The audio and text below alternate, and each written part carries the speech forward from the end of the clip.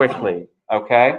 We are not going and having the super in-depth discussion about each of these gods and goddesses like we can, because if we did all of them the justice they deserve, like we'd spend weeks on most of them.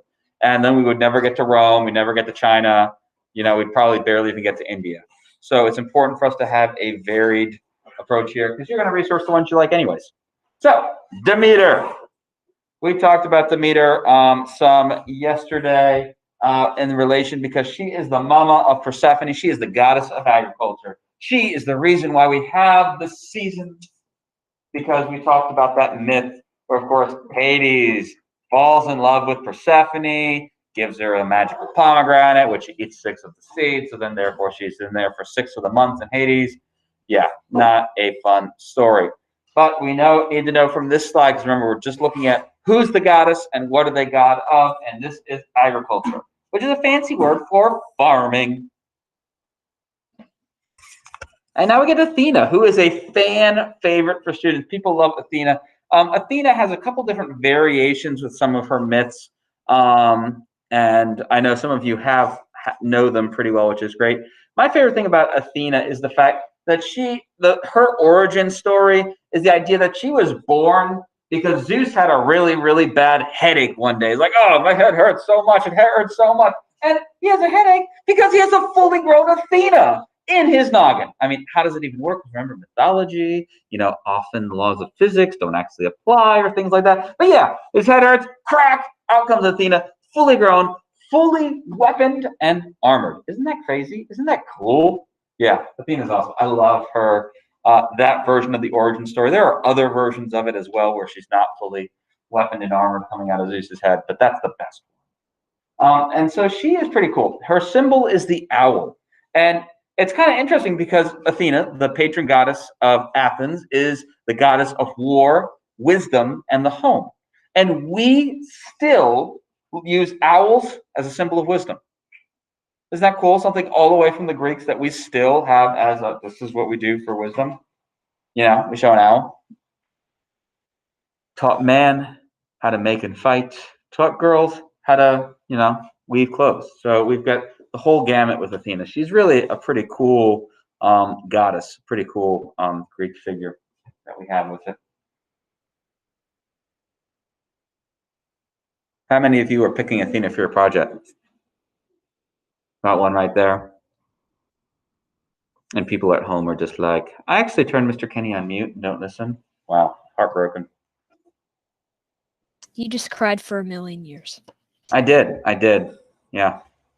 All right, Apollo. He's supposed to be the handsome of the skies. I love that picture. He's like, yes, look at me, I'm gorgeous. Yeah, he's pretty full of himself with things like that. And Apollo, he is going to cause some tricks, some troubles, and it's pretty interesting. Now, he and Hermes are tied together in a lot of different ways. So Apollo, of course, he rides his chariot, you know, across the sky, which is the sun, because remember, mythology, stories to explain what they see. As Avery looks up in the air and goes, I wonder what makes that sun go. And then Nick's like, well, duh, it's Apollo like driving his chariot across the sky. Like, come on, don't you know anything? And Avery's like, you're right, that makes sense. Okay. But then also he is a god associated with music, but also Hermes is associated with music. And he's a god associated with medicine, which also Hermes is associated with medicine. It's pretty interesting. Now, he, of course, is going to go and turn Midas's ears into donkey ears, which oh, wait, you're not in my home. So my homeroom, we go and watch little myth videos while we wait. So you guys missed that. But basically, Apollo is like playing some music, and Midas is like, it's not that good. And then Apollo's like, okay, fine. Your ears are donkey ears. And then everybody made fun of him because, I mean, he's got donkey ears. How hilarious is that, right? Here, I'll shift so I'm not in your way, bro. You can just be like, Mr. Kenny, your big head's in the big way. I mean, you can say it nicer than that. Do you see how mean he was just to me? Yeah. Big head is your big way. Big way. Good job, whoever did that. Mariah. Anyways, so Apollo, he's pretty cool, and he is the twin brother to Artemis.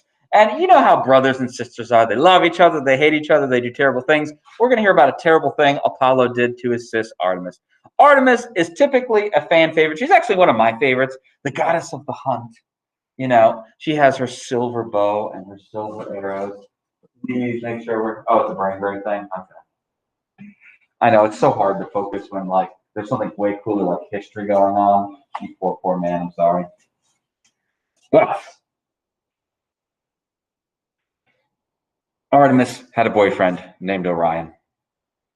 And, you know, brothers can be a little protective of their sisters. And for some reason, Apollo didn't like Orion. Yes, Austin, sir?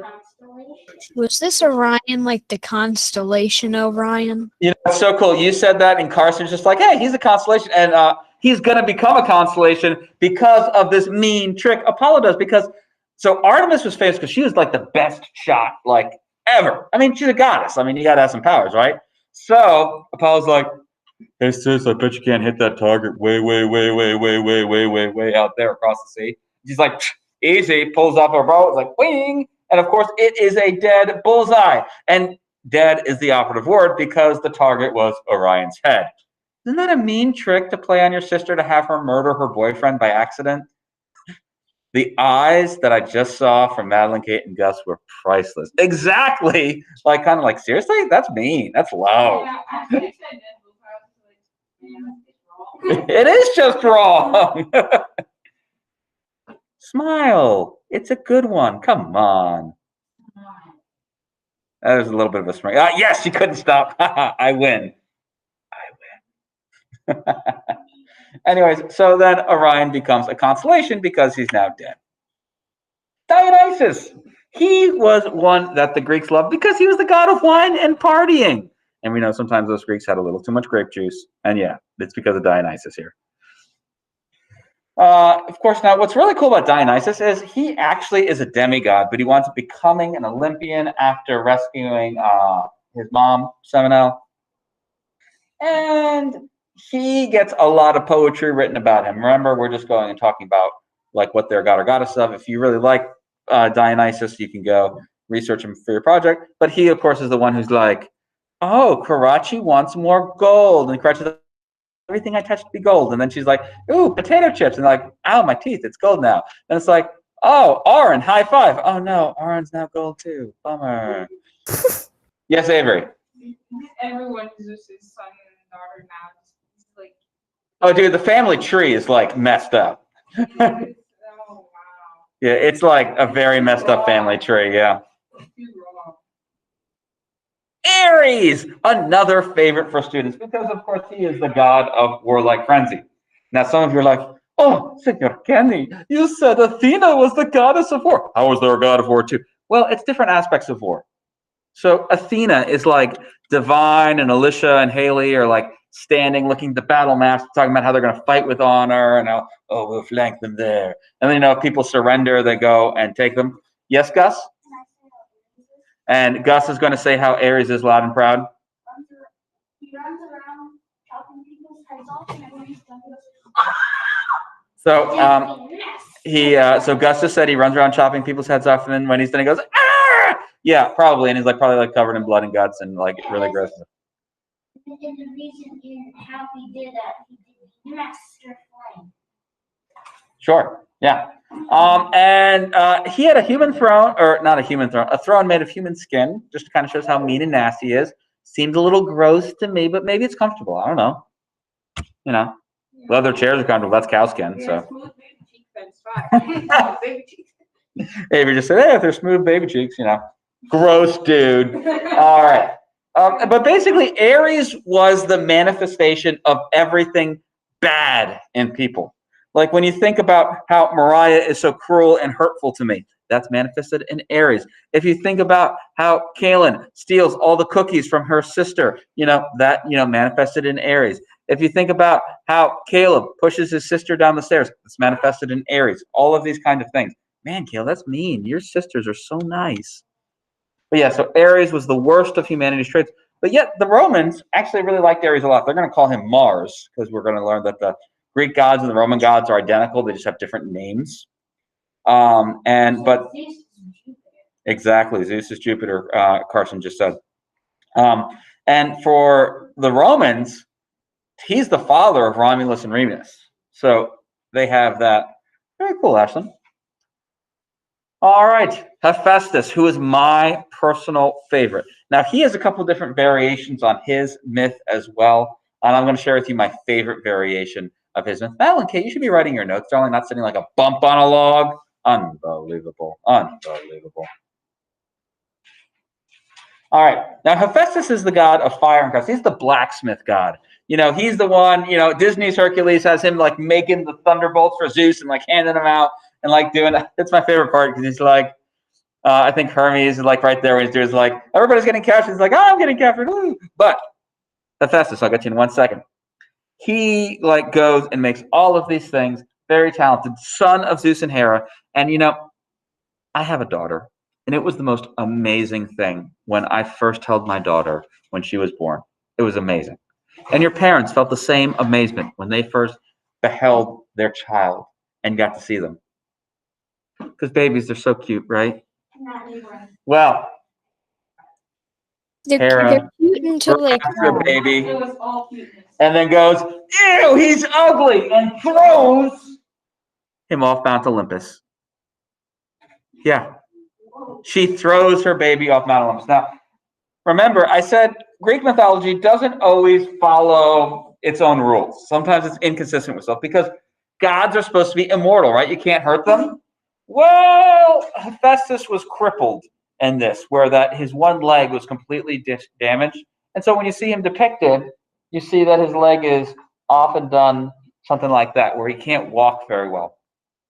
And it was said that Hephaestus was the ugliest of the gods.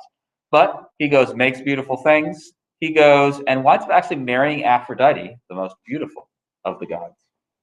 And, you know, that whole Pandora story, guess what? He made Pandora. Oh, sorry, bro. Ooh, Oh, Alicia. wow. If he didn't exist, the whole Pandora's box thing wouldn't exist, Yes. and badness wouldn't exist. Yep. Now let's have Alicia have her turn. Avery, let Alicia have her turn, please. He Yes, was married to Aphrodite, the prettiest of the gods, but he was only married to her because Zeus and the other gods couldn't stop fighting over her. So Zeus was like, you know what? She's married, you know. Yeah. Yeah, she wasn't happy about it. Yeah, so she ended up cheating on him loads with Ares, her half brother, because you know she. Yeah. Well, we don't need to get into the whole family tree business there because, yeah, it's weird. Yeah. Thank you, Alicia, darling. You rock. Love it. Oh, she left. Oh, man.